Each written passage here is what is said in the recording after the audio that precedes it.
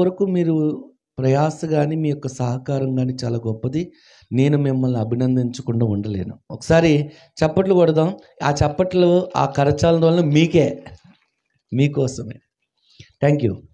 ప్రియమైన దేవుని బిడ్డలారా, ఈ రాత్రికాల సమయంలో మరి నాకు ఇయ్యబడినటువంటి అంశం సత్యమునకు భిన్నమైన బోధ. ఏంటండి? సత్యమునకు భిన్నమైన బోధ. చేయమనా చేయొద్దనా? చేయమనా? ఆలోచించండి. ఇంతకీ ఏ ఉద్దేశంతో ఈ అంశాన్ని ఏర్పాటు చేశారు? సత్యమునకు భిన్నమైన బోధ చేయాలా వద్దా? చేయొచ్చా? రాత్రి మనం ఆలోచించేద్దాం. ప్రియమైన దేవుని బిడ్డలారా, చాలా మంచి అంశం. తిమోతి పత్రిక నుంచి మొదటి తిమోతి పత్రిక 1వ అధ్యాయం, ఒకసారి ఆ వచన భాగాన్ని చదివి ముందుకు వెళ్దాం. ఓకే, చదవండి తల్లి. తిమోతికి రాసిన మొదటి పత్రిక 1వ అధ్యాయము 3వ వచనం. నేను మాసిదోనియాకు వెళ్ళుచుండగా సత్యమునకు భిన్నమైన బోధ చేయవద్దనియు. చాలా స్పష్టముగా అపోస్తులైన పౌలు తిమోతికి తెలియచేస్తున్న పత్రికలో, తిమోతికి రాస్తున్న పత్రికలో, మొదటి పత్రికలోనే ఒక చక్కటి మాటను జ్ఞాపకం చేస్తూ వస్తున్నాడు. ఏమిటో మాట అంటే, నేను మాసిదోనియాకు వెళ్ళుచుండగా సత్యమునకు భిన్నమైన బోధ చేయవద్దనియు, కల్పనా కథలను, మితము లేని వంశావళులను, విశ్వాస సంబంధమైన దేవుని ఏర్పాటుతో కాక వివాదములతోనే సంబంధం కలిగి ఉన్నవి గనుక వాటిని లక్ష్య పెట్టవద్దనియు కొందరికి ఆజ్ఞాపించుటకు నీవు ఎఫెసులో నిలిచి ఉండవలనని నిన్ను హెచ్చరించిన ప్రకారము ఇప్పుడును హెచ్చరించుచున్నాను. తిమోతి, నీవు ఎఫెసులో ఉండాలి. ఎందుకు నీవు ఎఫెసులో ఉండాలో తెలుసా? నీవెందుకు ఎఫెసులో ఉండాలో తెలుసా?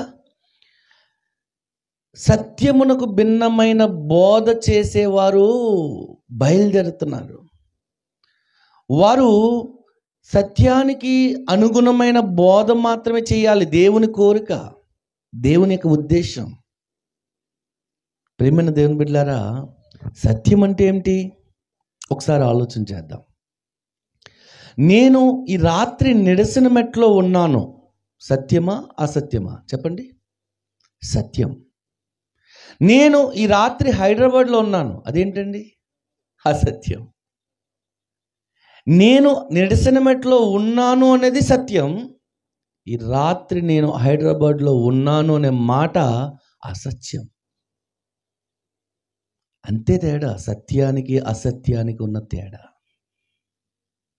పంచదార తియ్యగా ఉంటుంది, సత్యం.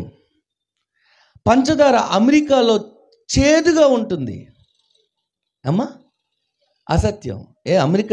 అమెరికాలో పంచదార తియ్యగా ఉండదా? అక్కడ చేదుగా ఉంటుందా లేదా పుల్లగా ఉంటుందా? పంచదార ఎక్కడైనా సరే దాని యొక్క స్వభావం మారదు, దాని లక్షణం మారదు. తీయగా ఉండుట అనేది దాని లక్షణం. అది భారతదేశంలోనైనా అంతే, ఇతర దేశంలోనైనా అంతే. 2 సత్యం, 2 అసత్యం. సత్యానికి అసత్యానికి మధ్య వ్యత్యాసాన్ని మనం గమనిస్తున్నాం. ప్రియమైన దేవుని బిడ్డలారా, సత్యం అన్నది ఎప్పుడు కూడా నిశ్చలముగా ఒక చోట స్థిరముగా ఉంటుంది. అసత్యం అన్నది ఏమండి, అనిత్యములు, ఒక చోట స్థిరంగా ఉండదు. నిశ్చయము కానిది అసత్యము, నిత్యమైనది ఏదండి? సత్యం. అర్థమవుతుందా ప్రియులారా? ఇప్పుడు ఏది సత్యం, ఏది అసత్యం? మనం జాగ్రత్తగా దేవుని వాక్యాన్ని గమనించాలి. చాలా మంచి విషయాలు ఉన్నాయి, ఈ రాత్రి మీరు నేర్చుకుంటారు. జాగ్రత్తగా విందాం దేవుని మాటలు. ప్రియులారా, సత్యం అన్నది ఎప్పుడు నిశ్చయముగా ఒక చోట స్థిరముగా ఉంటుంది. అసత్యం అన్నది ఏమండి నిత్యముగా ఉండదు, అది అనిత్యముగా ఉంటుంది. అంటే కదులుతూ ఉంటుంది, ఒక నిశ్చలమైన స్థిరమైన స్థితిలో ఉండదు అసత్యం అన్నది, అబద్ధం. మరి ఈరోజు సమాజంలో ఏలుబడి చేస్తుంది సత్యమా అసత్యమా? అసలు సత్యం ఎక్కడుంది అని మనం పరిశీలిస్తే యెషయా గ్రంథంలో ఒక చక్కటి మాట రాయబడింది. చదువుదాం మనం ఈ రాత్రి. యెషయా గ్రంథము 59వ అధ్యాయము 14వ వచనం చదువుదాం ప్రియమైన దేవుని బిడ్డలారా. యెషయా గ్రంథము 59వ అధ్యాయము 14వ వచనం చదువు తల్లి. న్యాయమునకు ఆటంకము కలుగుచున్నది. దేనికట ఆటంకం కలుగుచున్నది? న్యాయానికి. న్యాయమునకు ఆటంకము కలుగుచున్నది, నీతి దూరముగా నిలుచున్నది. నీతి అనేది దగ్గరగా ఉండలేదు, దూరం అయిపోయింది. న్యాయానికి ఒక పక్క ఆటంకం ఏర్పడింది, నీతి ఏమో దూరం అయిపోయింది. చదువుదాం. సత్యము సంత వీధిలో పడి ఉన్నది. ఇప్పుడు చెప్పండి, సత్యం ఎక్కడుంది అమ్మా? సత్యం ఎక్కడుంది? మీ ఊరిలో సంత ఎప్పుడు ఉండదా? సంత ఉండదా? పోనీ మండపేటలో సంత ఉంటుందా? ఒల్లూరులో ఉంటుంది. ఏ రోజున అంటే మాకు పెద్దాపురంలో ఆదివారం సంత, జగ్గంపేటలో సోమవారం సంత, ప్రతిపోడులో బుధవారం సంత, ఏలేశ్వరంలో గురువారం సంత. ఒక్కొక్క ఊరికి ఒక్కొక్క ప్రాంతానికి ఒక్కొక్క రోజు సంత జరుగుతూ ఉంటుంది. ప్రియులారా, సత్యము ఎక్కడుందని చెప్తున్నాడు? సంత వీధిలో పడి ఉన్నది అంటున్నాడు. చూడండి, ఎక్కడ పడి ఉంది? సంత వీధిలో. అంటే సత్యం ఎక్కడికి వెళ్ళిపోయింది? ఇప్పుడు సమాజములో ప్రజల మధ్య, ప్రజల హృదయాలలో ఉండాల్సిన సత్యం ఇప్పుడు ఎక్కడికి వెళ్ళిపోయిందటండి? సంత వీధిలోకి వెళ్ళిపోయింది. సమాజంలో సత్యం లేదండి, మనుషుల మధ్య బ్రతకాల్సిన సత్యం లేదండి. అక్కడ ఎక్కడికి వెళ్ళిపోయిందంట? ఎక్కడ పడి ఉందన్నాడు? సంత వీధిలో అన్నాడు. ఎక్కడ? సంత వీధిలో. ప్రియమైన దేవుని బిడ్డలారా, చిన్ననాటి నుండి మన పిల్లలకి కొన్ని విషయాలు మనం నేర్పిస్తాం తల్లిదండ్రులుగా. ప్రతి తల్లిదండ్రులు తన పిల్లలకి కొన్ని పాఠాలు నేర్పిస్తారు. ఎవరైనా పెద్దవారు బయట నుండి బంధువులు కానీ వస్తే మన ఇంటికి ఏమండి నమస్తే చెప్పండి. అది క్రైస్తవ పిల్లలైతే, క్రైస్తవ బిడ్డలైతే వందనాలు చెప్పండి. రాగానే మంచినీళ్ళు తాగుతారా, కూర్చోండి అని ఇలాగా గౌరవ మర్యాదలు మన పిల్లలకి ఏం చేస్తామండి? మనం నేర్పిస్తాం. కానీ అదే అప్పులోళ్ళు మన ఇంటికి వచ్చినప్పుడు మన పిల్లలతో ఏం చెప్పిస్తాం తెలుసండి? ఏం చెప్పిస్తాం తెలుసా? మనం ఇంటి లోపలే ఉండి కూడా కొన్నిసార్లు అప్పు తీర్చడానికి మన దగ్గర డబ్బు లేనప్పుడు, అప్పు కట్టడానికి డబ్బు లేనప్పుడు నాన్న లేడు అని చెప్పు అంటున్నాం. అప్పుడు ఆ బిడ్డ వెళ్ళి ఏం చేస్తాడు? ఏమండి, నాన్న లేడండి అంటే సరిపోతుంది. కానీ వాడు వెళ్ళి ఏం చేస్తాడు తెలుసా? బయటికి వెళ్ళిన తర్వాత నాన్నగారు లేరని చెప్పమన్నారంటాడు. అంతే, దొరికేసాడు దొంగ. లోపలే ఉండి లేడని చెప్పిస్తావు నీ పిల్లల చేత. సత్యాన్ని నేర్పించాల్సిన, నిజాన్ని నేర్పించాల్సిన ఒక తండ్రిగా నువ్వేం నేర్పిస్తున్నావు బిడ్డకి? ఏం నేర్పించారు? ఒక అబద్ధాన్ని నేర్పించావు. అంటే సమాజంలో అబద్ధం అనేది ఎలా వచ్చింది, ఎలా జరుగుతుంది, ఎలా మనుషుల మధ్యలోకి వచ్చిందో కొన్ని విషయాలు మీకు జ్ఞాపకం చేస్తున్నాను. ఆకాశం నీలంగా ఉంటుంది, సత్యమా సత్యమా? సత్యం. భూమి బల్లపరుపుగా ఉంది, చెప్పండి, సత్యమా? కాదు ప్రియులారా, అసత్యం. భూమి గుండ్రముగా ఉన్నదనేదే వాస్తవం, బైబిల్ నిరూపించిన సత్యం. ఆకాశం నీలం అన్నప్పుడు సత్యం అన్నారు, భూమి బల్లపరుపుగా ఉన్నప్పుడు ఆలోచిస్తున్నారు. భూమి బల్లపరుపుగా లేదు, బల్లపరుపుగా ఉందనుకున్నారు మొదటి శతాబ్దంలో కొంతమంది శాస్త్రవేత్తలు. ఆ తర్వాత తెలుసుకున్నారు, లేదు లేదు భూమి గుండ్రంగా ఉందని. చూసారా ప్రియమైన దేవుని బిడ్డలారా? కనుక ఏది సత్యం, ఏది అసత్యం? సత్యము మనుషుల మధ్య ఉండాల్సిన సత్యం వెళ్ళి ఎక్కడికి పడి ఉందంట? సంత వీధిలో పడిపోయిందన్నాడు. ఎక్కడ పడిందండి? సంత వీధిలో. ఇకపోతే మనుషులు ఏమి అభ్యాసం చేస్తున్నారో తెలుసా, ఏం నేర్చుకుంటున్నారో తెలుసా? ఒకసారి చూద్దాం. పరిశుద్ధ గ్రంథము నుండి హోషేయ గ్రంథము 4వ అధ్యాయము 1వ వచనం చదువుదాం ప్రియమైన వాళ్ళారా. హోషేయ గ్రంథము 4వ అధ్యాయము 1వ వచనం. ఇశ్రాయేలు వార్లారా, యెహోవా మాట ఆలకించుడి, సత్యమును కనికరమును దేవుని గూర్చిన జ్ఞానమును దేశమందు లేకపోవుట చూచి. ఎవరు చూస్తున్నారు ఇవన్నీ? మనుషుల అంతరంగాలను హృదయాలను పరిశోధిస్తున్న దేవుడు చూస్తున్నాడు. ఆ దేవాతి దేవుడు చూస్తున్నప్పుడు దేవునికి కనబడటం లేదట దేశంలో. ఏంటండి కనబడటం లేదు? చెప్పండి, ఏమేమి కనబడటం లేదు? మళ్ళీ చదువుదాం. చదువు తల్లి. ఇశ్రాయేలు వాళ్ళారా, యెహోవా మాట ఆలకించండి. ఇది ఎవరి మాట? యెహోవా మాట. సత్యమును, నెంబర్ 1, సత్యమును కనికరమును దేవుని గూర్చిన జ్ఞానమును దేశమందు లేకపోవుట చూచి యెహోవా వ్యాజ్యమాడుచున్నాడు అన్నాడు. ఏం చేస్తున్నాడు ఏంటండి? వ్యాజ్యం అనంటే గొడవ దిగుతున్నాడు. ఎందుకునంటే ప్రియులరా, మనుషుల మధ్య దేశములో ఉండాల్సింది సత్యం, ఆ తర్వాత ఉండాల్సింది కనికరం, ఆ తర్వాత దేవుని గూర్చిన జ్ఞానం. ఈరోజు దేవుని గూర్చిన జ్ఞానం కనుమరుగైపోయింది, కరువైపోయింది, మనుషుల్లో లేకుండా పోయింది. రెండోది కనికరం కూడా లేదు, మొదటిది సత్యం కూడా లేదు.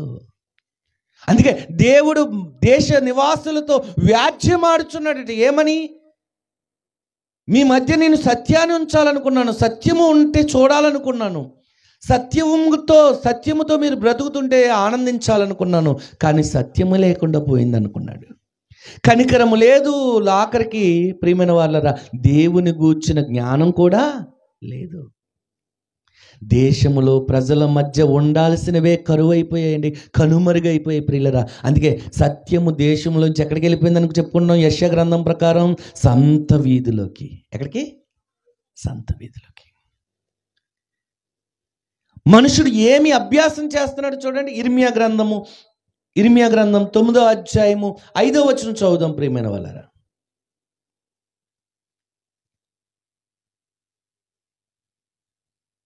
ఇర్మియా గ్రంథము 9వ అధ్యాయము 5వ వచనం. ప్రతివాడు సత్యము పలుకక ప్రతివాడును తన పొరుగు వారిని వంచించును, అబద్ధములాడుట తమ నాలుకలకు అభ్యాసము చేసి ఉన్నారు. ఏం నేర్చుకుంటున్నాడు? ఏం నేర్చుకుంటున్నాడు? అబద్ధములాడుట నాలుకలకు అభ్యాసము చేసి ఉన్నాడు. అభ్యాసం అంటే నేర్చుకోవడం. అంటే పిల్లలకు ఏం నేర్పించాడు తండ్రి? ఇంటిలోనే ఉండి చెప్పండి, నేను లేను అని చెప్పు అన్నాడు కదా అప్పుల వాళ్ళతో. అంటే అబద్ధాన్ని నేర్పించాడు. అక్కడ మొదలవుతుందండి ఫస్ట్ అబద్ధం. ఎక్కడ మొదలవుతుందంటే, చంకను బిడ్డను ఎత్తుకుని ఆ గోరు ముద్దలు తినిపిస్తున్నప్పుడు తల్లి చందమామ రావే అనే మాట దగ్గర మొదలైంది అబద్ధం. ఆ చిన్న బిడ్డ ఏమనుకుంటాడు తెలుసా? నిజంగా ఏమనుకుంటున్నాడు? నిజంగా చందమామ వస్తుందేమో అనుకున్నాడు, కానీ అది రాదనే సంగతి ఆ తల్లికి తెలుసు. నేర్పించింది అబద్ధం. ఇంత పెద్ద విమానం ఉంది కదా, విమానాశ్రయం తీసుకెళ్ళాడు ఒక తండ్రి. ఇంత పెద్ద విమానం ఉంది కదా నాన్న, ఈ విమానానికి రంగు ఎలా వేస్తారని అంటే, పైకి వెళ్ళిన తర్వాత చిన్నదైపోతుంది, డబ్బాలో ముంచుతాడు అన్నాడు. అండి, కిందనున్న విమాన సైజు పైకి వెళ్ళిన తర్వాత సైజు తగ్గిపోద్దా? డబ్బాలో ముంచి తీసేస్తాడట. అంటే ఏం నేర్పిస్తున్నాం మనం పిల్లలకి కొన్నిసార్లు?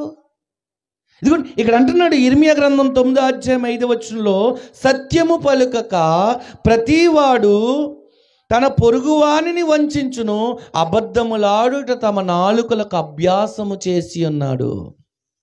అంటే అబద్ధాలు నేర్పిస్తున్నాం మన పిల్లలకి. మనం మాట్లాడుతున్నాం, మన పిల్లలతో మాట్లాడిస్తున్నాం. చూడండి ప్రియమైన దేవుని బిడ్డలారా, ఎక్కడుంది సత్యం, ఎక్కడుంది అబద్ధం? అబద్ధం కానిదే సత్యం, నిజమైనదే సత్యం. ఏమండి అసత్యం అంటే ఏంటి? అబద్ధం, మోసం, కల్పితం. కల్పించిన దాన్ని ఏమంటారండి? అబద్ధం. అబద్ధం అంటే ఏంటంటే మోసం, లేనిది ఉన్నట్లు భ్రమింప చేయటం, లేనిది ఉన్నట్లు భ్రమింప చేయటం, అది అబద్ధం. మానవుడు ఉన్నాడా? నిజమేనా? చెప్పండి, ఆలోచించండి.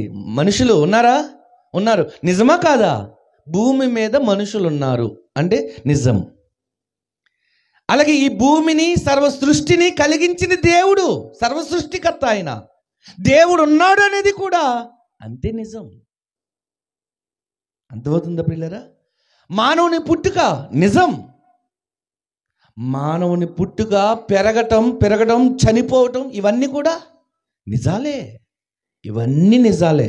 పుట్టుక, పెరగటం, చనిపోవటం అన్నది మన చేతిలో లేదు.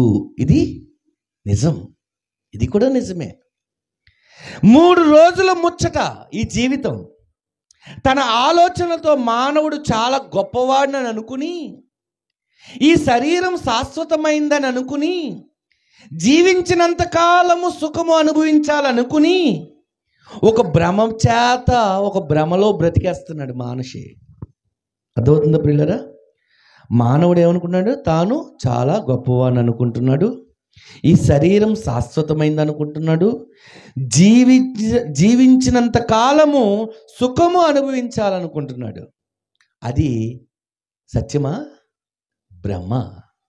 ఎందుకంటే నేడైనను రేపైనను ఒక్కొనొక పట్టణమునకు వెళ్ళి వ్యాపారం చేసి లాభము సంపాదించుకుందామని చెప్పుకున్న వారులారా, రేపేమి సంభవించునో మీకు తెలియదు.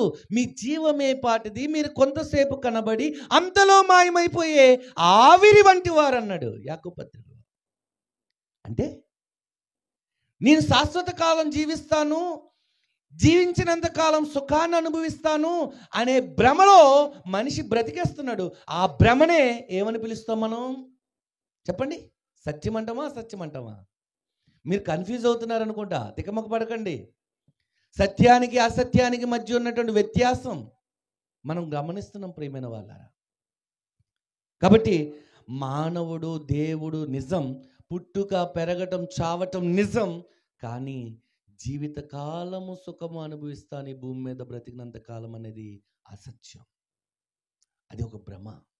ఎందుకంటే మనం ఎప్పుడు ఈ లోకాన్ని విడిచి వెళ్ళిపోతామో అది మన చేతిలో లేదు. కాబట్టి అది అసత్యం. నా చేతిలో ఉందనుకోవడం భ్రమ.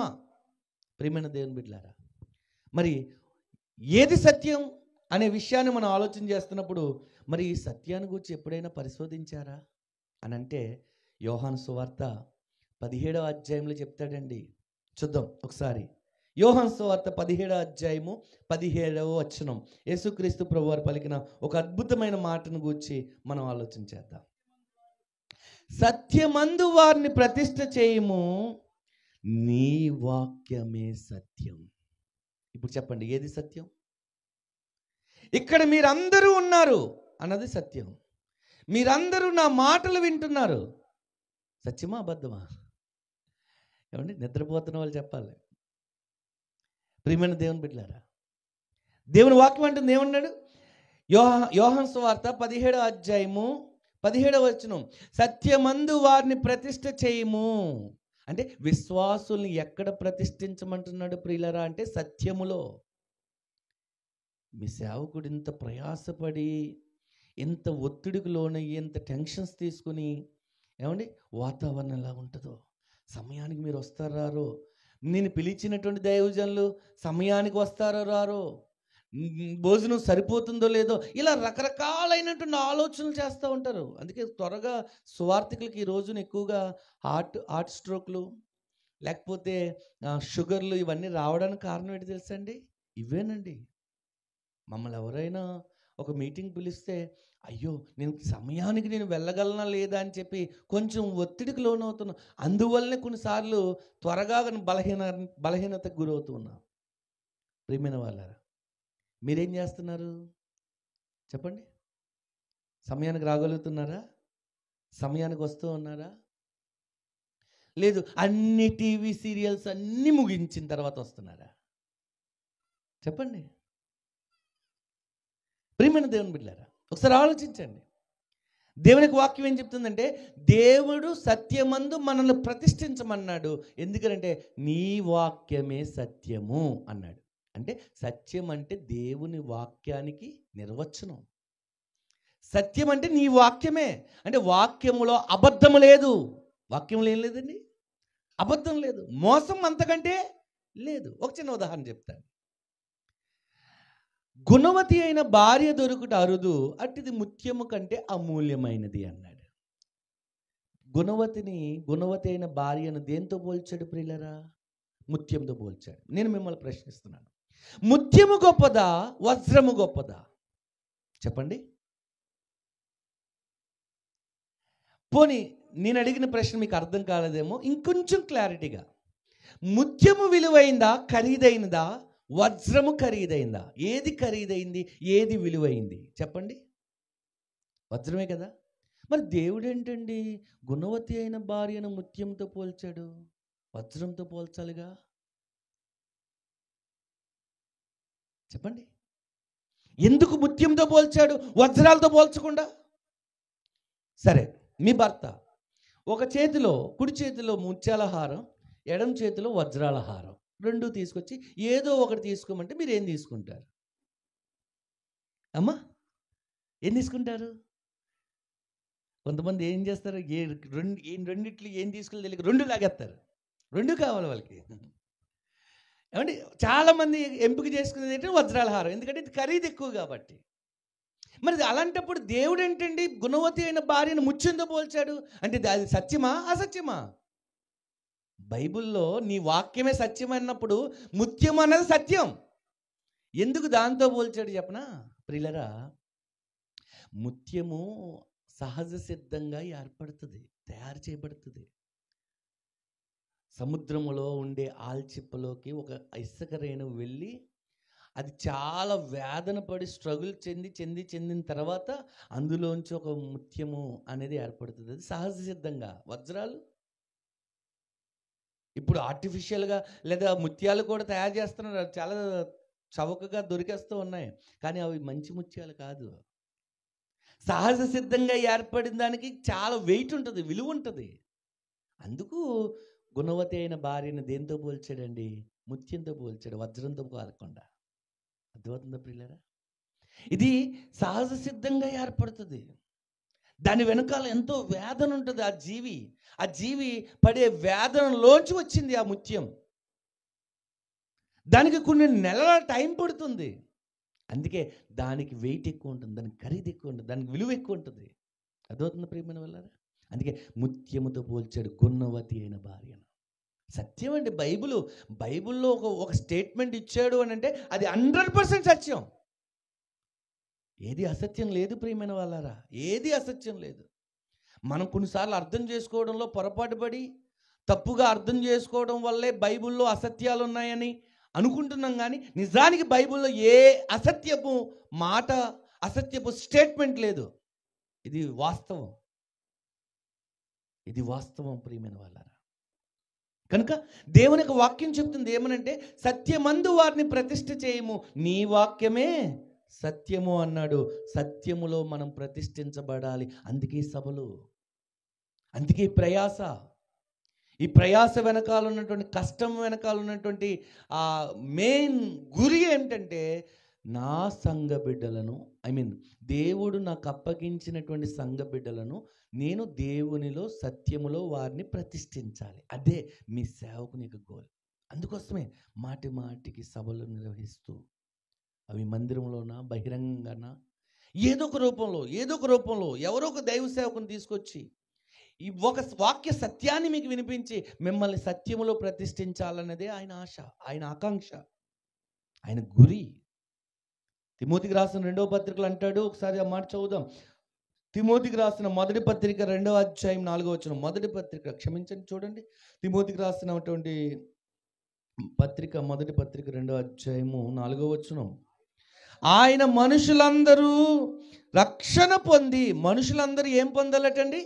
రక్షణ పొందాలి. మొదటిది కోరిక, దేవుని కోరిక మనుషులందరూ రక్షణ పొందాలి. రెండవది సత్యమును గూర్చిన అనుభవ జ్ఞానము అన్నాడు. చూడండి, ఏ జ్ఞానంలోకి రావాలి ఇప్పుడు? సంఘము రక్షణ ఒక్కటే పొందితే చాలదు, రక్షణ పొంది ఊరుకుంటే చాలదు. రక్షణ పొందినటువంటి విశ్వాసులు, క్రైస్తవ పిల్లలు, దేవుని పిల్లలైన వారు ఎక్కడికి వెళ్ళాలటండి? చెప్పండమ్మా. సత్యమును గూర్చిన అనుభవ జ్ఞానంలోకి వెళ్ళాలి. అందుకే సభలు సత్యమును గూర్చిన అనుభవ జ్ఞానం పొందవలనని కోరిక, దేవునికి అభిలాష అది. అంటే దేవుడికి ఎప్పుడు సంతోషం కలుగుతుందో తెలుసండి? ఒక పాపి మారినప్పుడు కదా. పరలోకమందు దేవదూతలు ఎదుట ఆయనకు ఆనందం కలిగేది ఎప్పుడండి? భూమి మీద ఒక పాపి నమ్మి బాప్తిసం పొందినప్పుడు, యేసుక్రీస్తు ప్రభువును తన రక్షకుడిగా అంగీకరించినప్పుడు కదా. మరలా ఎప్పుడు సంతోషం కలుగుతుందో తెలుసండి దేవునికి? యోహాను రాసిన పత్రిక, రెండవ పత్రిక, యోహాను రాసిన రెండవ పత్రిక 1వ అధ్యాయం 4వ వచనం, లేదా 3వ యోహాను పత్రిక 4వ వచనం, ఏది చూసినా మీకు కనబడుతూ ఉంటుంది. నా పిల్లలు సత్యమును అనుసరించి, చూడండి 3వ యోహాను పత్రిక 4వ వచనం, నా పిల్లలు సత్యమును అనుసరించి నడుచుకొనుచున్నారని వినుట కంటే ఎక్కువైన సంతోషం లేదు. అంటే ఇప్పుడు పరమలోకమందున్న దేవునికి, ఆ దేవాతి దేవునికి సంతోషం ఎప్పుడు కలుగుతుంది ప్రియులరా? ఎప్పుడమ్మా? నా పిల్లలు సత్యమును అనుసరించి నడుచుకుంటున్నారని విన్నప్పుడు. ప్రియులరా, ఒక విషయం చెప్తాను, జాగ్రత్త వినండి. మీరు అసత్య సంఘాలలో ఉన్నారనుకోండి, అసత్య బోధల మధ్య ఉన్నారనుకోండి, ఆ బోధలు వింటూ విశ్వాసంలో పెరుగుతున్నారనుకోండి, అసలు అది విశ్వాసంగా పరిగణించబడదు. అది భక్తిగా పరిగణించబడదు. భక్తిగా పరిగణించబడాలన్నా విశ్వాసానికి ప్రమాణం ఒకటి ఉంది, ఒక రుజువు ఉంది, ఒక కొలత ఉంది. విశ్వాస ప్రమాణం ఏమిటంటే సత్యం. విశ్వాసకి ప్రమాణం ఏంటి చెప్పండి? సత్యం. అంటే సత్యములో మీరు ప్రతిష్ఠించబడాలి. అందుకే ఉన్నాడు ఇక్కడ, నా పిల్లలు సత్యమును అనుసరించి నడుచుకునిచున్నారని వినుట కంటే నాకు ఎక్కువైన సంతోషం లేదు. అంటే దేవునికి ఎప్పుడు సంతోషం కలుగుతుంది ప్రియులరా? మీ వలన, మీ ద్వారా ఎప్పుడు కలుగుతుంది దేవునికి సంతోషం చెప్పండి? ఎప్పుడమ్మా? మీరు కొత్త బట్టలు వేసుకున్నప్పుడా? లేదా ఒంటి నిండా ఆభరణాలు, బంగారపు ఆభరణాలు వేసుకున్నప్పుడా? లేదా మంచి భోజనం అని చెప్పి బిర్యానీ తిన్నప్పుడా దేవునికి సంతోషం కలుగుతుంది? చెప్పండి, ఎప్పుడు కలుగుతుంది? ఎప్పుడు అంటే మీరు సత్యమును అనుసరించి నడుస్తున్నప్పుడు, సత్యాన్ని అనుసరించి జీవిస్తున్నప్పుడు. అప్పుడండి పరలోకమందున దేవునికి మహా సంతోషం ప్రియమైన వాళ్ళారా. అర్థమవుతుందమ్మా? కాబట్టి మనము సత్యములో ఉన్నామంటే దేవునికి చాలా ఆనందం కలుగుతుంది. దేవునికి ఆనందం కలిగించాలంటే మనం వింటున్నది సత్యమేనా? మనం ఉన్న సంఘము సత్యమేనా? మనము బైబిల్ పట్టుకుని వెళ్తున్న సంఘము, ఆరాధిస్తున్న సంఘం సత్యమేనా అనే ప్రశ్న ప్రతి క్రైస్తవుడు వేసుకోవాలి. ఈ రోజున ప్రతి ఒక్కరూ వేసుకోవాలి ప్రశ్న. బెరయ క్రైస్తవులు, పౌలంతటి గొప్ప జ్ఞానవంతుడు, గమాలేలు పాదాల దగ్గర వాక్యాన్ని నేర్చుకునేటువంటి వాడు. అటువంటి పౌలు వాక్యాన్ని బోధిస్తుంటే బైబిల్లో ఉన్నది బోధిస్తున్నారా, అసత్యాన్ని బోధిస్తున్నారా, కల్పించి బోధిస్తున్నారా అని వారు పరిశోధించారని మనం చాలాసార్లు చదువుకున్నాం. మరి ఆ పరిశోధన ఈరోజు క్రైస్తవుల మధ్య లేదే. మేము వెళ్తున్నటువంటి సంఘం బైబిల్లో ఉన్నదేనా అని ఆలోచించడం లేదు. మేము వింటున్న బోధ బైబిల్ ప్రకారంగా బోధించబడే బోధేనా, బైబిల్ సిద్ధాంతానికి వేరుగా బోధించబడిన బోధ అని ఆలోచన చేయటం లేదు. చాలా గుడ్డిగా ఎవరికి నచ్చిన సంఘానికి వారు వెళ్ళిపోతూ, ఎవరికి నచ్చిన బోధ వారు వింటూ అదే సత్యం అనుకుంటున్నారు. చిన్నప్పుడు నాకు చాలా డౌట్ ఉండేదండి, చాలా డౌట్ ఉండేది. ప్రభువా, క్రీస్తు సంఘం సత్యం సత్యం సత్యం అని ఓదరు కొడుతున్నారు చాలామంది దైవ సేవకులు. ఎంతవరకు ఇది సత్యం? ఇది నిజంగా సత్యం అయితే ఈ సత్య సంఘంలో 40 మందే ఉంటున్నారే, 50 మందే ఉంటున్నారే, 80 మందే ఉంటున్నారే, అదేంటి మరి పలానా సంఘంలో 1000 మంది 1,00,000 మంది ఆరాధన చేస్తున్నారని వింటున్నాం. మరి ఇక్కడ చూస్తే చెప్పండి, చాలా తక్కువ మంది ఆరాధన చేస్తున్నారు. సత్యమైతే ఇక్కడే కదా ఎక్కువ ఉండాలని నేను చాలాసార్లు ఏడ్చానండి, ప్రార్థన చేశాను, దేవునికి దేవుణ్ణి అడిగాను, దేవా ఏంటి ప్రభువా నాకు అర్థం కావటం లేదు. ఆ చిన్న వయసులో నేను అడిగాను దేవుణ్ణి. నిజమండి, దేవుని సన్నిధిలో నుండి చెప్తున్నాను ఈ మాట, అబద్ధం కాదు ప్రియులరా. ఏంటి ప్రభువా ఇంతమంది సత్యం సత్యం సత్యం అని చెప్తున్నారు, సంఘాన్ని గురించి, క్రీస్తు సంఘాన్ని గురించి, బైబిల్ బోధ అని చెప్తున్నారు. మరి ఈ బోధ నిజమైతే, ఈ బోధ సత్యమైతే సంఘములో సభ్యులు ఎందుకయ్యా తక్కువ మంది ఉన్నారు? 100 కంటే లోపే ఉన్నారు. అక్కడ చూస్తే విస్తారంగా 1000 మంది అక్కడికి వెళ్ళిపోతున్నారు. మరి సత్యమైతే ఇక్కడే కదయ్యా ఎక్కువ మంది ఉండాలని నేను దేవుణ్ణి అడిగానండి. అప్పుడు దేవుడు ఒక వచనాన్ని చూపించాడండి. చూద్దాం. యోహాను రాసినటువంటి మొదటి పత్రిక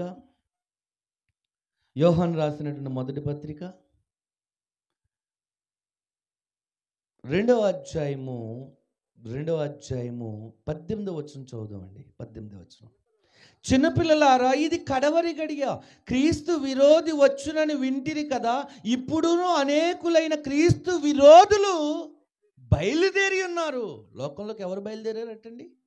సత్యాన్ని ప్రకటించేవారా బయలుదేరారు? అసత్యాన్ని బోధించేవారా ఎక్కువ మంది బయలుదేరారు అని ఆలోచిస్తే అనేకులు క్రీస్తు విరోధులు అంటున్నారు. క్రీస్తు విరోధులు అంటే అసత్యాన్ని అబద్ధాన్ని బోధించేవారు. ఎంతమంది ఉన్నారు? అనేకులు. ఇప్పుడు అనేకులు అసత్యాన్ని బోధిస్తున్నారంటే అనేకులు ఆ అసత్యాన్ని వింటున్నారు కాబట్టి అనేకులు ఆ సంఘంలో సభ్యులుగా చేర్చబడ్డారు. అంటే నేనేమనుకున్నాను, చిన్నతనంలో నాకు తెలియక ఎక్కువ మంది నమ్మేదే సత్యం అనుకున్నాను. కాదు, తక్కువ మంది నమ్మేదే సత్యం అని బైబిల్ చెప్పింది. చెప్పండి, సత్యం అన్నది ఎక్కువ మంది నమ్ముతారు, తక్కువ మందా? తక్కువ మంది నమ్ముతారు. అసత్యాన్ని ఎక్కువ మంది నమ్ముతారు. కొన్నిసార్లు ఏది సత్యమో ఏది అసత్యమో తెలియడానికి, తేల్చడానికి కొన్ని సంవత్సరాలు పడుతుందండి. దాదాపు 20 సంవత్సరాలు పడుతుంది తెలుసా. అయేషా కేసులో సత్యం అనేటువంటి ఒక వ్యక్తిని అరెస్ట్ చేశారు. కానీ అతడు నేరస్తుడు కాదు, ఆయన నిందితుడు కాదు. ఆయన విషయం తెలియడానికి దాదాపు సుమారు 6-7 సంవత్సరాలు చెరసాల శిక్ష అనుభవించాల్సి వచ్చింది. ఆ తర్వాత అతడు నిర్దోషిగా బయటపడ్డాడు. మొన్న ఈ మధ్యన దైవజనులు ప్రవీణ్ పాగడాల గారి విషయంలో కూడా ఒకరేమో తాగి నడిపారు, యాక్సిడెంట్ అయిందని, మరొకరు హత్య చేశారని. ఎవరు చెప్పింది సత్యం, ఏది సత్యం ఇంకా తేలలేదు. అది రైట్ అనుకుంటున్నారు, ఇది రైట్ అనుకుంటున్నారు. ఇది కొంతమంది నమ్ముతున్నారు, దాన్ని కొంతమంది నమ్ముతున్నారు. ఏది సత్యం?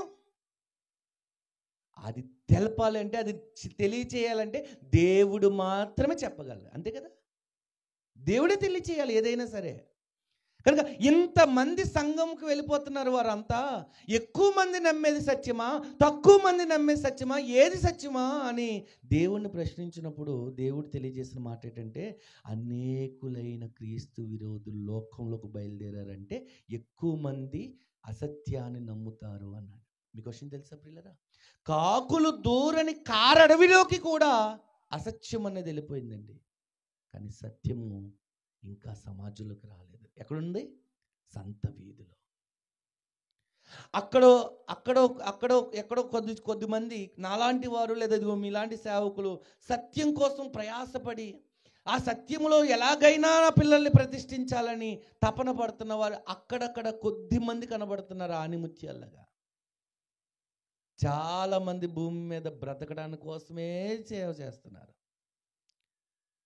సంఘం సంఖ్యలో పెంచడానికి, అంటే ఆత్మీయతలో, విశ్వాసంలో, భక్తిలో, సత్యములో పెంచడానికి కాదు, విశ్వాసం ఏంటి ఆర్థికంగా పెంచడానికి ప్రయత్నం చేస్తున్నారు. ప్రియమైన వాళ్ళరా, ఏదో ఒకటి చెప్పి, ఏదో ఒక మాయ చేసి, మోసం చేసి, ఏదో ఒక విధంగా సంఘాన్ని ఆకర్షించాలి, విశ్వాసాల సంఖ్యను పెంచాలనుకుంటున్నారు తప్ప సత్యము చెప్పి ఒక్కరినైనా నిలబెట్టాలన్న ఆలోచన ఈరోజు సమాజంలో కరువు అయిపోయింది. ప్రియమైన వాళ్ళరా, ఇక మనుషులు కూడా ఎలా తయారయ్యారంటే అండి, బైబిల్లో ఒక చక్కని మాట రాయబడింది. తిమోతికి రాసిన 2వ పత్రిక 4వ అధ్యాయం 4వ వచనంలో, సత్యమునకు చెవి ఇయ్యక. దేనికి? సత్యమునకు చెవియక కల్పనా కథల వైపు తిరుగు కాలము వచ్చి ఉన్నది. ఎప్పుడో చెప్పాడు ఈ మాట. క్రీస్తు శకము మొదటి 100 సంవత్సరాల లోపే చెప్పిన మాట ఇది. మనుషులు దేనికి ఇవ్వరట? సత్యమునకు చెవి ఇవ్వరట, చెవి ఇవ్వరు. సత్యమునకు చెవి ఇవ్వక కల్పన కథల వైపు తిరుగు కాలము వచ్చి ఉన్నది అన్నాడు. అది వచ్చేసింది. ఈరోజు సత్యం చెప్పేవారంటే ఎవరికి ఇష్టం లేదు ప్రియులరా. మరి ఏది ఇష్టం చెప్పండి? ఏది ఇష్టం? అసత్యం చెప్పేవారంటేనే ఇష్టం. కల్పనా కథలు చెప్పేవారంటే ఇంకా ఇష్టం. గంటల తరబడి లేదా 2 గంటలైనా, గంటన్నరైనా వాక్యం వింటూ ఉంటారు. కొంతమంది వెళ్తూ ఉంటారు. వెళ్తుంటే అమ్మ ఏం నేర్చుకున్నారు, ఏం నేర్పించారు, ఏం బోధించారంటే వాళ్ళు చెప్పేవన్నీ కథలు గుర్తుంటాయి వాళ్ళకి అన్నీ కూడా. ఆ పెట్ట కథలు, ఆ కల్పించిన కథలు, ఇవన్నీ జ్ఞాపకం చేసుకుని అవన్నిటితో నవ్వుకుని ఆ పాస్టర్ గారిని పిలవండి భలే నవ్విస్తారు అంటారు. అంటే వీళ్ళకి ఎవరు కావాలి? హాస్యం చేసేవాళ్ళు కావాలి. హాస్యంతో అపహాస్యం చేసేవారు కావాలి. దేవుని యొక్క ఆవేదన చెప్పేవారు వద్దు. దేవుని యొక్క సంకల్పాన్ని చెప్పేవారు వద్దు. ఎవరు కావాలి చెప్పండి? హాస్యముతో అపహాస్యం చేస్తూ అసత్యాన్ని బోధించి కల్పిత కథలు చెప్తూ ప్రజలని మాయ చేసి మోసం చేసేవారు కావాలి ఈరోజు సమాజానికి. ప్రియమైన దేవుని బిడ్డలారా, దేవుని యొక్క వాక్యం ఏం చెప్తుందో మనం జాగ్రత్తగా విందాం. మనుషులు సత్యాన్ని ఎలా మార్చేశారో చెప్తున్నాడు చూడండి. రోమిలకు రాసిన పత్రిక మొదటి అధ్యాయము 25వ వచనం చదువుదాం ప్రియులరా. రోమపత్రిక మొదటి అధ్యాయం 25వ వచనం. అట్టివారు దేవుని సత్యమును అసత్యమునకు మార్చి, దేనికి మార్చేశారటమ్మా? దేవుని సత్యాన్ని అసత్యమునకు మార్చేశారు. అంటే దేవుని సత్యం ఉండాల్సిన చోట అసత్యము మారిపోయింది, అసత్యం వచ్చేసింది. అసత్యమునకు మార్చి సృష్టికర్తకు బదులుగా సృష్టమును పూజించుచున్నారు. దేన్ని పూజిస్తున్నారటండి? సృష్టమును అంటే సృష్టిని. అసలు సృష్టి గొప్పదా, సృష్టికర్త గొప్పవాడా? అసలు మనం ఆరాధించాల్సింది సృష్టినా, సృష్టికర్తనా అని ఆలోచిస్తే సృష్టికర్తను ఆరాధించాలి. కానీ మనిషి ఏం చేశాడు? సత్యమును అసత్యమునకు మార్చి సృష్టికర్తకు బదులుగా సృష్టాన్ని ఏం చేస్తున్నాడటండి? పూజిస్తున్నాడు. సృష్టాన్ని పూజిస్తున్నాడు. ఇశ్రాయేలు ఏం చేశారు? మోషే సినాయి పర్వతం మీదకి వెళ్ళి 40 దినాలు ఉండిపోయాడండి. ఆజ్ఞలు గల రాతి పలకలు తీసుకురావడానికి ఆయనకు పట్టిన కాలం ఎంతండి? 40 రోజులు. క్రిందకు వచ్చేసరికి ఇశ్రాయేలు ప్రజలందరూ ఏం చేస్తున్నారు తెలుసా? ఒక బంగారుపు దూడను చేసుకున్నారండి. ఏం చేసుకున్నారమ్మా? బంగారు దూడను చేసుకుని దాని ఎదుట సాగిలపడి మమ్మల్ని ఐగుప్తు దేశం నుంచి విడిపించిన మా దేవుడు నీవే అంటున్నారు. ఎవరిని? వారి చేతులతో చేసుకున్న దూడను ఇశ్రాయేలు ప్రజల గురించి చెప్తున్నాడు. వీరు నడిపిస్తే నడవదు, వీరు నడిపిస్తే తప్ప నడవదు. అంటే వీరు లాగాలి. చక్రాలు కట్టిన బండి మీద ఆ విగ్రహాన్ని పెట్టి లేదా ఆ దూడను, బంగారపు దూడను పెట్టి వీళ్ళు లాగాలి, బండి లాగాలి, అప్పుడు కదులుతుంది. పైగా మా ముందర నడుచు దేవుడు నువ్వే అంటున్నారు. అండి తనంతటా అది నడుస్తుందా? వీళ్ళు నడిపిస్తున్నారా? వీరు లాగితే వెళ్తుందా బండి, లేకపోతే దాని అంతటా అదే నడుస్తుందా? చూడండి ఎంత అజ్ఞానంగా ఆలోచించారు ఇశ్రాయేలు ప్రజలు. సృష్టికర్తకు బదులు సృష్టమును పూజించారు. ప్రియమైన దేవుని బిడ్డలారా, సత్యమును అసత్యమునకు మార్చేశారండి. ఈరోజు సత్యము లేదు ప్రియమైన వాళ్ళ సమాజంలో. కనుక ఈరోజు మనం ఈ రాత్రి మనకివ్వబడిన లేదా మీ దైవజనులు నిర్ణయించిన అంశం ఏంటంటే సత్యమునకు భిన్నమైన బోధ ఏం చేయొద్దు, చేయవద్దు. చేస్తే ఎలాంటి నష్టాలు కలుగుతాయో కొన్ని పాయింట్స్ చెప్తాను, జాగ్రత్తగా వినండి, బాగా వినండి. ప్రియమైన దేవుని బిడ్డలారా, సత్యమునకు భిన్నమైన సువార్త చేస్తే, సత్యమునకు భిన్నమైన బోధ చేస్తే ఏం జరుగుతుందో కొన్ని విషయాలు మీతో పంచుకోవడానికి నేను సిద్ధపడుతున్నాను. జాగ్రత్తగా రాసుకునేవారు చక్కగా రాసుకుని మరి ఈ మాటలు మీరు వినాలని నేను ఇష్టపడతా ఉన్నాను. ప్రియమైన దేవుని బిడ్డలారా, సత్యమునకు భిన్నమైన బోధ చేయటం వల్ల కలిగే నష్టాలు ఇది సైడ్ హెడ్డింగ్. నెంబర్ 1, మానవులు దేవుని నుండి దూరం అవుతారు. చెప్పండి. సత్యమునకు భిన్నమైన బోధ చేయటం వల్ల లేదా వినటం వల్ల మీరు దేవునికి ఏం దగ్గర అవ్వరు. ఏమవుతారు చెప్పండి? ఇప్పుడు దేవునికి దూరం అవుతారు. అది నష్టమా లాభమా? నష్టం. ఒక మనిషి దేవుని సహవాసానికి దూరం అవడం నష్టం. అది లాభం కాదు, మేలుకరమైంది కాదు. కాబట్టి సత్యమునకు భిన్నమైన బోధ చేసినా లేదా ఆ బోధను విన్నా, ఆ బోధను అనుసరించినా కలిగే నష్టం మొట్టమొదటిది ఏమిటంటే, మొదటి పాయింట్, మానవులు దేవుని నుండి దూరం అవుతారు. చెప్పండి అందరూ చెప్పండి. మానవులు దేవుని నుండి దూరం అవుతారు. ఇది మన మనుషులకు ఇది శ్రేయస్కరం కానే కాదు. కనుక తప్పుడు బోధలు అనేవి దేవుని యొక్క యథార్థ స్వరూపాన్ని ఏం చేస్తాయి? మార్చేస్తాయి. ఫలితంగా ప్రజలు అసత్య విశ్వాసాలను అలవాటు చేసుకుని దేవుని యొక్క అనుగ్రహాన్ని ఏం చేస్తారు? కోల్పోతారు. అసత్యం వింటే, అసత్యాన్ని బోధిస్తే, అసత్యాన్ని అనుసరిస్తే దేవుని యొక్క అనుగ్రహం, దేవుని యొక్క ఆశీర్వాదాన్ని మనం ఏం చేస్తాం చెప్పండి? కోల్పోతాం ప్రియమైన వాళ్ళారా. అర్థమవుతుందండి? కనుక సత్యమునకు భిన్నమైన బోధ చేయటం వల్ల కానీ, వినటం వల్ల కానీ, అనుసరించడం వల్ల కానీ కలిగే నష్టాలు ఏంటంటే, నెంబర్ 1, మానవుడు దేవుని నుండి దూరం అవుతాడు. రెండవ విషయం చెప్తాను. రెండవది, ఆత్మీయముగా మోసపోతాం. సత్యమునకు భిన్నమైన బోధ చేయటం వల్ల కానీ, దాన్ని వినటం వల్ల కానీ, మూడవదిగా దాన్ని అనుసరించడం వల్ల కానీ జరిగే నష్టం ఏంటో తెలుసా? ఆత్మీయముగా, చెప్పండి అందరూ, మోసపోతాం. ఆత్మీయముగా మోసపోతాం. తప్పుడు బోధలు ప్రజలను ఆత్మీయంగా బలహీనపరుస్తాయి. వారు శ్రమలో ధైర్యంగా ఉండలేరు. ఎందుకంటే వారి విశ్వాసం బలహీనమైపోయింది కాబట్టి వారు శ్రమల్లో ధైర్యంగా ఉండలేరు. ఇది నష్టమా లాభమా? నష్టం. సత్యమునకు భిన్నమైన బోధ వల్ల ఆత్మీయంగా మోసపోతామనే విషయాన్ని మనం గమనించాలి. మూడో విషయాన్ని చెప్తాను. మూడో పాయింట్, సత్యమునకు భిన్నమైన బోధలు వినటం వల్ల కానీ లేదా అనుసరించడం వల్ల కానీ కలిగే నష్టాల్లో మూడవది, సమాజంలో అశాంతి మరియు విభేదాలు కలుగుతాయి. చెప్పండి.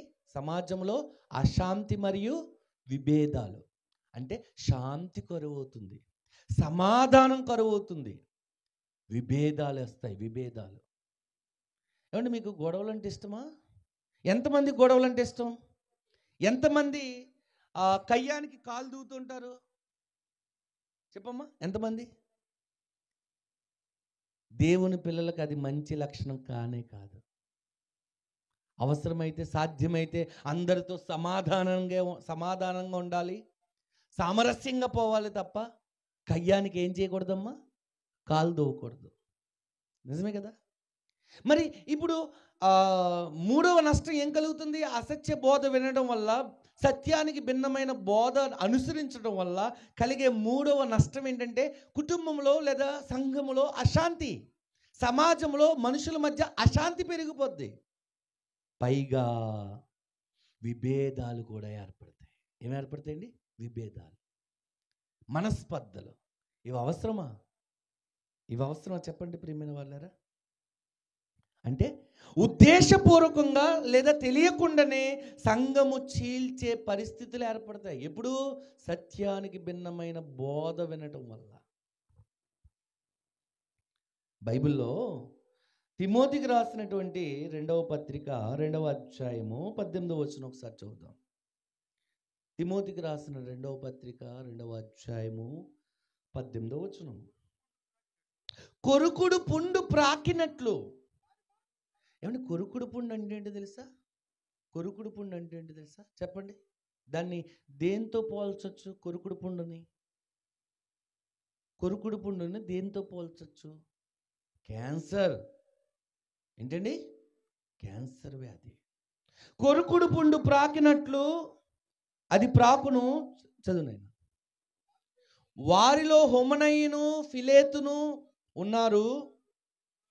వారు హుమనై ఫిలేతు అనేటువంటి సహోదరులు ఏం చెప్తున్నారంటే పునరుద్ధానం గతించిపోయింది అని చెప్తున్నారంట సమాజంలో. ఏమిటి, పునరుద్ధానం గతించిపోయిందా? అసలు పునరుద్ధానమే గతించిపోతే, పునరుద్ధానమే లేకపోతే మన విశ్వాసానికి ఆధారం ఏది? క్రైస్తవ విశ్వాసానికి ఆధారం ఏంటి తెలుసా? పునరుద్ధానమే. కొరింథీ పత్రికలు అదే చెప్పాడు 15వ అధ్యాయంలో, యేసుక్రీస్తు ప్రభు మృతి పొంది తిరిగి లేపబడని ఎడల మీ విశ్వాసం వ్యర్థము అన్నాడు. మన విశ్వాసం ఎప్పుడు వ్యర్థం?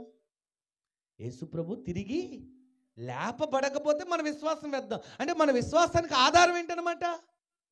క్రీస్తు తిరిగి లేపబడు. ఆ పునరుద్ధానం ఏమైపోయిందని చెప్తున్నారు? హుమనై ఫిలేతు గతించిపోయింది అంటున్నారు, అయిపోయింది అంటున్నారు. సత్య విషయంలో ఏమైపోయారట? తప్పిపోయారట. హుమనై ఫిలేతు గూర్చి మాట్లాడుతూ వారు సత్య విషయంలో తప్పిపోయి అంటున్నాడు. సత్యములో తప్పిపోయారు ప్రియమైన వాళ్ళారా. అంటే అక్కడ ఏమైంది? శాంతి కోల్పోయారు ఉద్దేశపూర్వకంగా. ఇంకొకటి మనం చూస్తే సంఘము చీలిపోతుంది ఎప్పుడైతే ఇలాంటి బోధలు చేస్తున్నారో. అండి ఏంటది, మృతుల పునరుద్ధానం గతించిపోయిందనే బోధ ఎప్పుడైతే చేశారో వారు సత్యము నుండి ఏమైపోయారు? పక్కకి తొలగిపోయారు. అలా సంఘంలో చీలికలు ఏర్పడ్డాయి. అంత మాత్రమే కాదు ప్రియమైన వాళ్ళారా, విభేదాలు వస్తాయి. అదే మూడో పాయింట్. సత్యమునకు భిన్నమైన బోధ చేయటం వల్ల సమాజంలో అశాంతి, విభేదాలు కలుగుతాయి అనేది మనం నేర్చుకుంటున్నాం. నెంబర్ 4, 4వ విషయం చెప్తాను.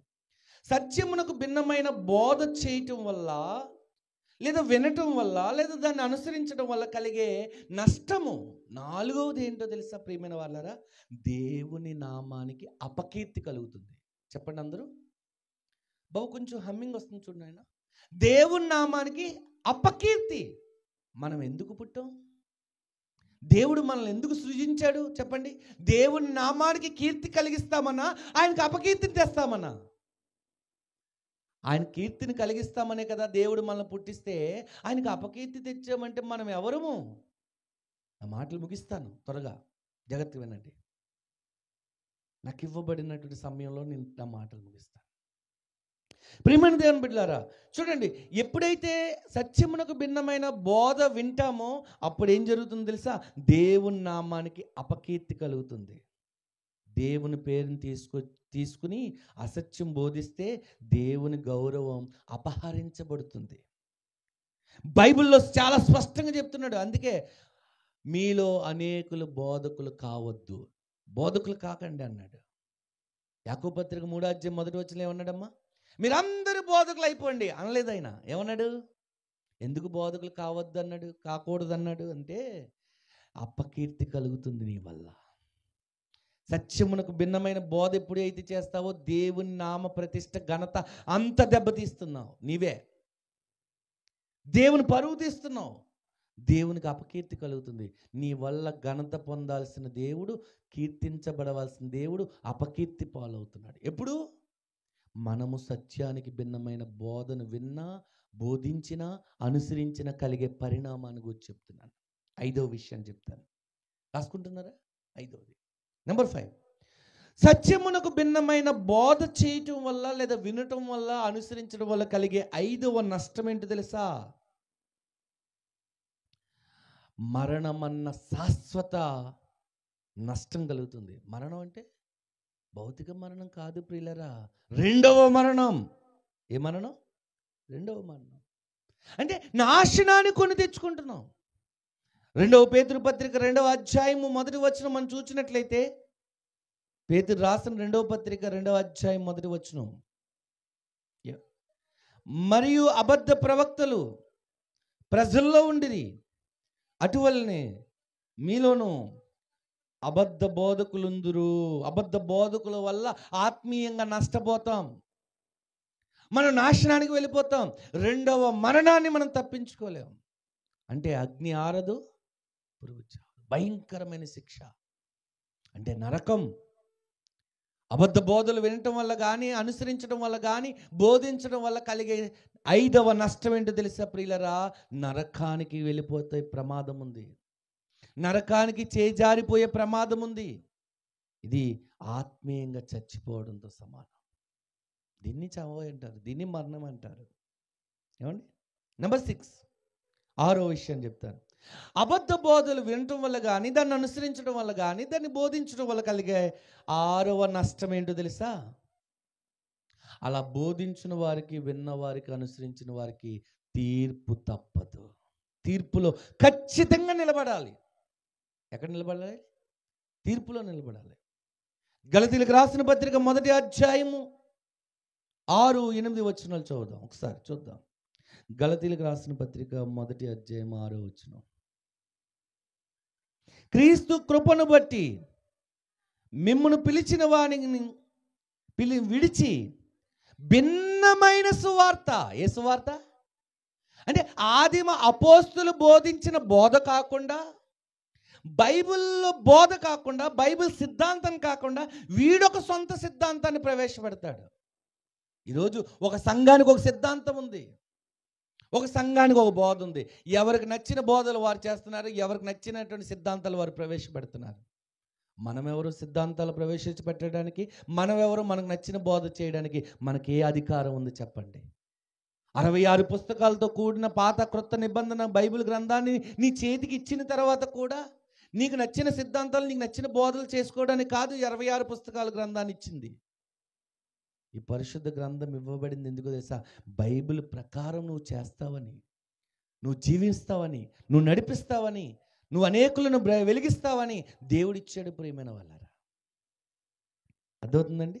కనుక ఈ తప్పుడు బోధ అంటే సత్యమునకు భిన్నమైన బోధ చేయటం వల్ల, బోధించడం వల్ల, అనుసరించడం వల్ల కలిగే 6వ నష్టం ఏంటో తెలుసా ప్రియమైన వాళ్ళారా? ఏంటండి? తీర్పు తప్పదు. చదువుతల్లి గలతీ పత్రిక 1:6-8. సత్యమునకు భిన్నమైన సువార్త ప్రకటించవద్దని మీరింత త్వరగా తిరిగిపోవుడు చూడగా నాకు ఆశ్చర్యం కలుగుతున్నది.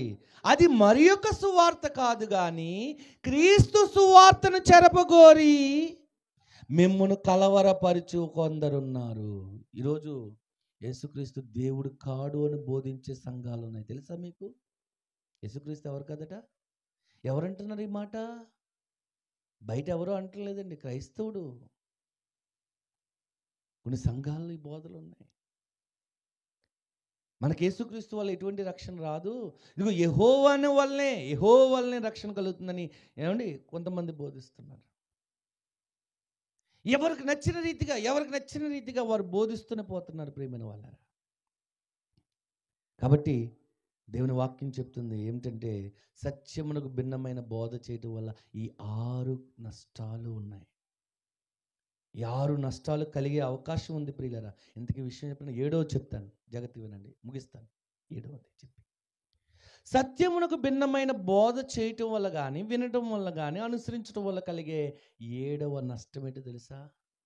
మనం పూర్తిగా అపవాది చేతుల్లోకి వెళ్ళిపోతున్నాం, అపవాదికి దాసోహం అయిపోతున్నాం. వాడు మొదటి నుండి నరహంతకుడు. ఎవరిని గూర్చి చెప్పాడు ఆ మాట? అమ్మా, ఎవరిని గూర్చి? అపవాదిని గూర్చి, సాతాను గూర్చి. వాని యందు సత్యమే లేదు. వాడు తన స్వభావాన్ని అనుసరించి ఎప్పుడు చెప్పండి అబద్ధాన్నే మాట్లాడతాడు. ప్రియమైన వాళ్ళారా, అంటే సాతాను గుప్పెట్లోకి వెళ్ళిపోతాం. సత్యమునకు భిన్నమైన బోధ వినటం వల్ల, అనుసరించడం వల్ల కలిగే 7వ నష్టం ఏమిటో తెలుసా? మనం సాతాను ఆధీనంలోకి వెళ్ళిపోతాం. సాతాను ఆధీనంలోకి వెళ్ళిపోవడం అంటే పరలోకానికి వెళ్ళడం కాదు ప్రియులారా. చెప్పండి, పరలోకానికి వెళ్ళడమా? సాతాను ఆధీనంలోకి వెళ్ళిపోయావు అంటే అర్థం ఏంటంటే పరలోకానికి వెళ్ళడమా? కాదు. నువ్వు నమ్మిన సత్యము కాదని భ్రమింపచేసి నిన్ను సత్యములో నుండి అసత్యములోనికి నడిపించడమే సాతాను యొక్క యుక్తి. కొందరినైనా రక్షించాలనేటువంటి తపన దేవునికి ఉంటే, కొందరినైనా నరకాన్ని తీసుకుపోవాలన్న తపన ఎవరికొంది? ఇప్పుడు అపవాదికి ఉంది. కొందరిని కాదు, అందరినీ తీసుకుపోతుంది. అందరినీ తీసుకుపోవాలని కంకణం కట్టుకున్నాడు. ఎవరు? అపవాది. ప్రియమైన దేవుని బిడ్డలారా, అందుకే యోహాను సువార్త 8వ అధ్యాయం 44వ వచనంలో ఆ అపవాదిని గురించి మాట్లాడుతూ అబద్ధమునకు జనకుడు అన్నాడు. దేనికి జనకుడట? ఏమండి, సత్యానికి జనకుడు దేవుడైతే, బాగా వినండి, సత్యానికి జనకుడు దేవుడైతే అబద్ధానికి జనకుడు ఎవరు చెప్పండి ఇప్పుడు? అపవాది. అపవాది, ప్రియమైన వాళ్ళ. కాబట్టి సత్యం అన్నది దేవుని యొద్ద నుండి వచ్చింది, అబద్ధం అన్నది ఎక్కడి నుండి వచ్చింది ఇప్పుడు? అపవాది నుండి వచ్చింది. ఇది నిజమా అని మొదలెట్టింది. ఇది నిజమా? చూసారా, మీరు ఈ పండు తింటే దేవుళ్ళు అయిపోతారు, దేవతలు అయిపోతారు అని అనగానే నిజంగా అయిపోతాం అనుకుని తినేశారు. ఏమయ్యారు? ఏదెను తోటలో నుంచి నెట్టివేయబడ్డారు. దేవుని ముఖాన్ని చూడలేక, దేవునితో సహవాసాన్ని కోల్పోయే పరిస్థితులు వచ్చాయి. ఎవరి మాట వినటం వల్ల? అబద్ధాన్ని పలికిన సాతాను మాట వినడం వల్ల. అంతేనా ప్రియమైన వాళ్ళారా? అంటే దాని ఫలితం ఏంటన్నమాట? అశాంతి, అసమాధానం. చూసారా, దేవునితో ఎడబాటు. ఎప్పుడైతే సాతాను గుప్పెట్లోకి వెళ్ళిపోయామో మనకు దేవుని నుండి మనం ఏమైపోతున్నాం? ఎడబాటు అవుతున్నాం. దేవుని నుండి మనం ఎడబాటు అయిపోతున్నాం. కాబట్టి ఈరోజు ఒక మాట అయితే నేను ఖచ్చితంగా చెప్పగలను. ఏంటన్నమాట అంటే, ఈ అంశాన్ని నిర్ణయించడం వెనక దేవుని సంకల్పం ఒకటి ఉంటే, దీన్ని బోధించాలన్నది దేవుని యొక్క సంకల్పంలో భాగమైతే, నేను బోధించాలన్నది, ఈ అంశాన్ని బోధించాలి, మీకు వినిపించాలన్నది మీ సేవకుడి యొక్క తపన అయితే, దీనంతటి వెనకాల దేవుని యొక్క సంకల్పం, దేవుని యొక్క ఉద్దేశం లేదంటారా? ఉంది. ఎందుకు ప్రియమైన ఎలా ఉంది అని చెప్తున్నాం ఏమండి? మీకోసం చెప్తాను. ఒక యవనస్తుడు పరుగున వచ్చేసాడు ప్రభు దగ్గరికి. వచ్చి అంటున్నాడు, అయ్యా నిత్య జీవానికి వారసున్న వాళ్ళని నేనేం చేయాలన్నాడు. అప్పుడు ప్రభు ఏమన్నాడు తెలుసా? అతన్ని ప్రేమించి అన్నాడు. చూడండి, మార్క్స్ వార్తలో ఏం రాయించాడండి? అతన్ని ప్రేమించి అన్నాడు. ప్రేమించి, నీకు ఒకటి కొదువుగా ఉంది. ప్రేమించిన వాడు మాత్రమే కొదువులు చెప్తాడు. చెప్పండి, ప్రేమించిన వాడు ఏం చేస్తాడు? కొదువులు చెప్తాడు. మనకు ఎవరిష్టం తెలుసా? కొదువులు చెప్పేవాడు ఇష్టం లేదు. నీలో ఏ లోపం లేదు, ఎంత బాగా చేస్తావు అంటే మురిసిపోతాం, మెచ్చుకున్నాడు అనుకో సంతోషపడతాం. ఏదైనా లోపం చెప్పావు అనుకోండి బాధపడతాం. మనకు ఎవరిష్టం లేదు? కొదువులు చెప్పేవారు ఇష్టం లేదు. కానీ ప్రేమించిన వాడు కొదువు చెప్తాడు. నీకు ఒకటి కొదువుగా ఉంది, ఆ ఒకటి కొదువు తీరితే నువ్వు పరలోకానికి వెళ్తావు, నిత్య జీవాన్ని స్వతంత్రించుకుంటాడు. అంటే ఒక వ్యక్తి సత్యాన్ని ప్రేమిస్తున్నాడు, సత్యాన్ని ప్రకటిస్తున్నాడు సంఘానికి అంటే, ఆ వ్యక్తి ఆ విశ్వాసిని ప్రేమిస్తున్నాడు. మిమ్మల్ని ప్రేమిస్తున్నాం కనుకనే మీకు ఈ సత్యాన్ని ఏం చేస్తున్నాం చెప్పండి? ప్రకటిస్తున్నాం. లేదు అంటే ఏం చేద్దాం తెలుసా? ఏమంటే, సత్యం చెప్పగలిగిన వాడు, సత్యం చెప్పేవాడు, సత్యం చెప్పగలిగిన వాడు అబద్ధం చెప్పడం కష్టం ఆయనకి. సత్యం చెప్పేవాడికి ఇంకా చాలా సులువు. ఏమండి, మాకంటే సూపర్గా ఇంకా అసత్యం చెప్పండి ఎవరు చెప్పలేరు. కొంతమంది అలాగే మరి లేని దర్శనాలు, అబద్ధపు దర్శనాలు అని చెప్తూ, ఆయనట పరలోకానికి వెళ్తేట దావీదు పిలిచాడట. దేవుడు దావీదుని పిలిచి ఒక ఆయన చెప్తున్నాడు సాక్ష్యం పబ్లిక్లో దావీదుని పిలిచి, దావీదా అన్నాడట. ఇదిగో ఈయనే ఏసనండి ఈయన అన్నాడట. అంటే ఎందుకు నా గురించి ఎలా మాట్లాడుతున్నాడు, వీళ్ళ మధ్య ఏ డిస్కషన్ వచ్చిందో అనుకున్నాడట. అంటే ఇలాంటి మాటలు చెప్తున్నాడు. పరలోకం వెళ్ళకుండానే వెళ్ళిపోయామని. ఏమంటే, ఇప్పుడు అడుగుదాం, ఎంతమంది పరలోకాన్ని చూశారు? మనకంటే ముందు చనిపోయిన భక్తుల్లో పరలోకానికి వెళ్ళిన వారు ఎంతమంది? ఆయన ఏమన్నాడు తెలుసా? యోహాను సువార్త 14వ అధ్యాయంలో, నేను వెళ్ళి మరలా వస్తాను, మిమ్మల్ని తీసుకెళ్తాను, నేనుండు స్థలంలో మీరు ఉండులాగనంటే, ఆయన రాలేదు, ఆయన రాకుండా నీళ్ళు వెళ్ళిపోయారు. ఎక్కడికి?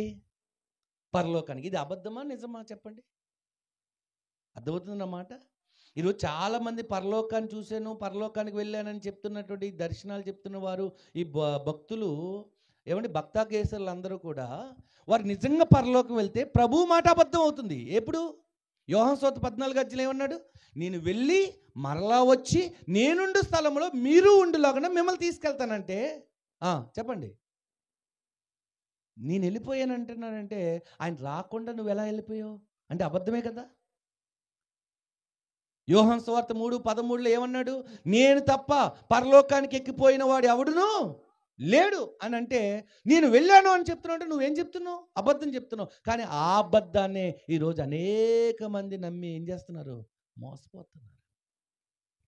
సత్యం చెప్పేవాడు అంటే ఇష్టం లేదండి. నిజంగానండి, ఒక వ్యక్తిని ప్రేమించాడు, అతని పరలోకానికి తీసుకెళ్ళాలి అనుకునే ప్రతివాడు కొద్దిగా బాధ అనిపించినా, కష్టం అనిపించినా, ఇబ్బంది కలిగినా, నువ్వు నొచ్చుకున్న మనసులో సత్యం చెప్తాడండి.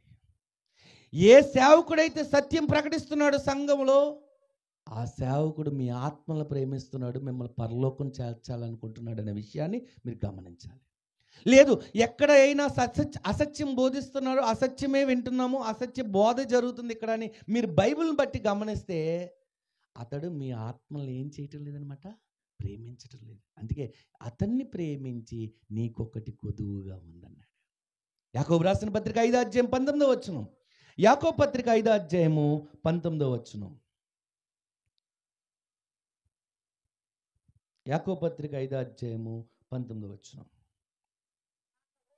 నా సహోదరులారా, మీలో ఎవడైనను సత్యము నుండి తొలగిపోయినప్పుడు మరి ఒకడు అతన్ని సత్యమునకు మళ్ళించిన ఎడల, పాపిని వాని తప్పు మార్గము నుండి మళ్ళించేవాడు ఒక ఆత్మను రక్షించిన వాడవుతాడు. చూసారా? అంటే సత్యమును బోధిస్తున్నాడంటే ఒక ఆత్మను రక్షిస్తున్నాడు, అసత్యాన్ని బోధిస్తున్నాడంటే ఒక ఆత్మను నశింప చేస్తున్నాడని అర్థం చేసుకోవాలి, ఒక ఆత్మను పాడు చేస్తున్నాడని అర్థం చేసుకోవాలి. ప్రియమైన దేవుని బిడ్డలారా, కనుక మీరు వింటున్న వాక్యం ఎంతవరకు సత్యము, మీరు వెళ్తున్న సంఘములో సత్యమే బోధించబడుతుందా, మీరు ఆరాధిస్తున్న ఆరాధన సత్య ప్రకారమే ఆరాధిస్తున్నారా? దేవుడు ఏం కోరుకున్నాడు? దేవుడు ఆత్మ కనుక ఆయన ఆరాధించేవారు ఆత్మతో సత్యముతో అన్నాడు. చూడండి, ఆత్మ సత్యం, సత్యము లేకుండా ఆరాధన చేస్తే అసలు అది ఆరాధన అనిపించుకోదు. ఆరాధన అనిపించుకోవడానికి యోగ్యత లేదు. ఎప్పుడు? సత్యము లేనప్పుడు.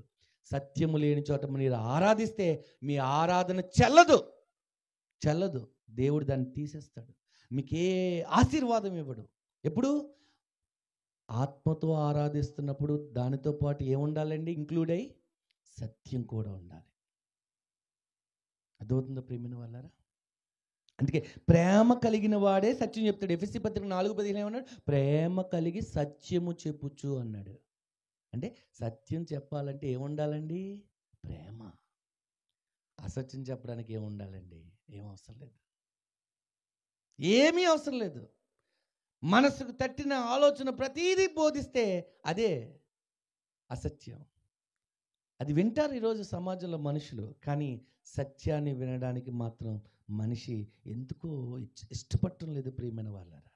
కాబట్టి మన బాధ్యత ఏంటంటే, మీరు ప్రతి ఆత్మను నమ్మకండి, ఆ ఆత్మ దేవుని సంబంధమైందో కాదో తెలుసుకోండి, సత్య బోధలో నిలబడండి. తప్పుడు బోధలను తుప్పు వదిలించాలి. మీరు అందరూ కూడా తప్పుడు బోధలను మీరు కడిగేయాలి, మీరు వాటికి దూరంగా ఉండాలి. ఏమండి? ఏదైనా పర్వాలేదండి, వారు బైబిల్ నుంచే బోధిస్తున్నారు, మనం బైబిల్ నుంచి అని ఒక లెవెల్ ఆఫ్ మైండ్లోకి రాకండి, అది మంచిది కాదు. ఇలాంటి ఆలోచన ద్వారంలోకి రాకండి. ఇక్కడ అసత్యం ఉంది అని గమనిస్తే అక్కడి నుంచి వచ్చేయండి బయటికి, అప్పుడే మీ ఆత్మ రక్షించబడుతుంది. కొంతమంది అండి ఈ ప్రాంతం నుంచి ఉద్యోగరీత్యా హైదరాబాదు, విశాఖపట్నం లేకపోతే పెద్ద పెద్ద పట్టణాలకు వెళ్ళిపోతారు. మంచిదే, ఉద్యోగం వచ్చింది, వెళ్ళిపోయావు, వెరీ గుడ్. నీ భర్త, నీ భార్య లేదా నీ పిల్లల్ని, మీ తల్లిదండ్రులు పోషిస్తున్నారు, మంచిదే. మరి అక్కడికి వెళ్ళిన తర్వాత ఆరాధనకు వెళ్ళాలి కదా. అక్కడికి ఎక్కడో చోటకి ఆరాధనకి వెళ్ళి ఇక్కడే ఉంది ఆత్మీయత. ఎక్కడ? మీరు ఎక్కడికైతే వెళ్ళారో అక్కడ. ఇక్కడ లేదు ఆత్మీయత. మా స్థానిక సంఘంలో లేని ఆత్మీయత ఇక్కడ కనబడుతుంది. ఎక్కడి నుంచి వస్తుంది? సంగీత వాయిద్యాల్లోంచి చేతులూపి ఆరాధన చేసే సమయంలోనూ ఏమని తీక్షణంగా ఇలా ఊగుతూ మైక్ ఇలా పడుతూ, ఒకడు పాట పాడుతుంటే ఇలాగ పైకి ఎత్తుతున్నాడు మౌత్. ఎందుకు అవసరం? ఇలాగా నువ్వెవరు? సినిమా గాయకుడువా, దేవుని గాయకుడువా?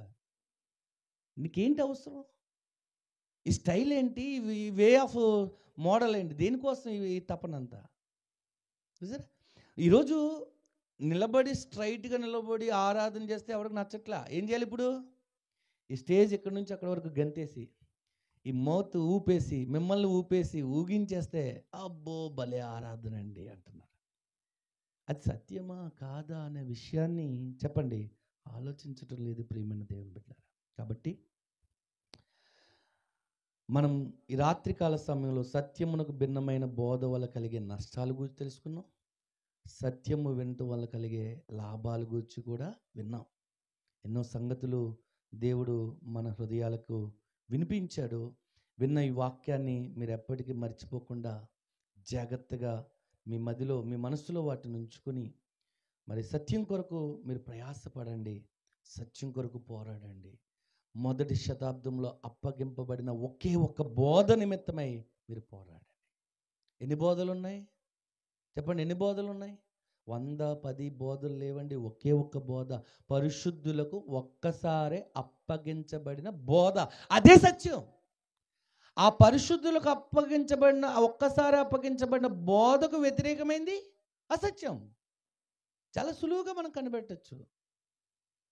కనుక ఏది సత్యం ఏది అసత్యం అనే విషయాన్ని మీరు పరిశీలన చేసి మీరు ముందుకు సాగాలి తప్ప ప్రతిదాన్ని గుడ్డిగా ఏం చేయొద్దు, నమ్మద్దు, నమ్మి మోసపోవద్దు, నమ్మి మీ ఆత్మీయ జీవితాన్ని పతనానికి తీసుకువెళ్ళొద్దు. ప్రియమైన వాళ్ళరా, దేవుడు ఈ మాటలను మన వినికిల్లో దీవించునుగాక. నాకు ఈ అవకాశం ఇచ్చినటువంటి మరి మీ స్థానిక దైవజనులకు నా హృదయపూర్వక వందనాలు. చిన్న ప్రార్థన చేసి సమయాన్ని వారికి అప్పగిస్తాను. మహోన్నతుడు అయిన మా కన్న తండ్రి, మీ ఘనమైన శ్రేష్టమైన నామమునకు కృతజ్ఞతాస్తుతులు చెల్లిస్తూ ఉన్నాం. ఇదిగో తండ్రి, నీవు అనుగ్రహించిన ఈ సమయంలో నీ పిల్లలకు నీ మాటలను వివరించడానికి తెలియచేయడానికి ఇచ్చిన గొప్ప ధన్యతను బట్టి నీ కృతజ్ఞతలు. ఎన్న వాక్యం మా హృదయాల్లో భద్రపరచండి దేవా. నీ బిడ్డలు సత్యమునకు భిన్నమైన బోధ వినుట వల్ల కలిగే నష్టాల గురించి తెలుసుకున్నారు తండ్రి. అవి ఎంత హాని కలిగిస్తావో వాటి నుంచి నీ బిడ్డలు అంత దూరంగా ఉండి సత్యానికి మరింత సన్నిహితంగా ఉండే భాగ్యం దయచేయండి. నీ కుమారుడు ఎంతో ప్రయాసపడి తన తల్లి యొక్క సహకారంతో, యవనస్తుల సహకారంతో, సంఘం సహకారంతో ఇంత మంచి కార్యక్రమాలు చేయడానికి సిద్ధపడుతున్నారు. ప్రతి ఏటా నీ బిడ్డల ప్రయాసను మీరు దీవించండి. దేవుని కొరకు వారు పడుతున్న ప్రతి కష్టాన్ని దీవించండి నాయన. ప్రభువునందు వారి ప్రయాస వ్యర్థం కాదని ఎరిగి స్త్రీలను కథల వారిగా ముందుకు సాగుతున్నప్పుడు మరి పరలోకపు దీవెనలు, ఆశీర్వాదాలు ఈ కార్యక్రమంలో పాలు పంచుకుని వారందరికీ దయచేయండి. యేసుక్రీస్తు వారి నామమున ప్రార్థన అడుగుచున్నాం తండ్రి, ఆమేన్. అందరికీ వందనాలు.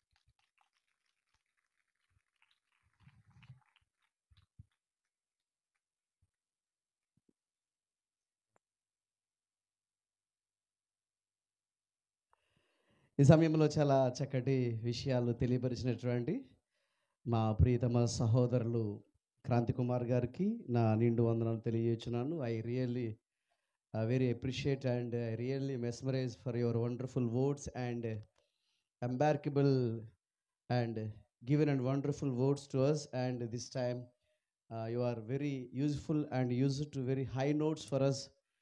We are very thankful to your wonderful message, and this time our deepest gratitude for your grace and your time, valuable time, and also my sister this time. So we are very happy and we are very enjoyable your this evening. మీరు చేసినటువంటి ఈ ఒకసారి hug గట్టిగా చప్పట్లు కొట్టాలి. మరి నా మనసులో ఏదైతే ఉందో నిజంగా ఈరోజు చాలా అరుదుగా ఉన్నారండి.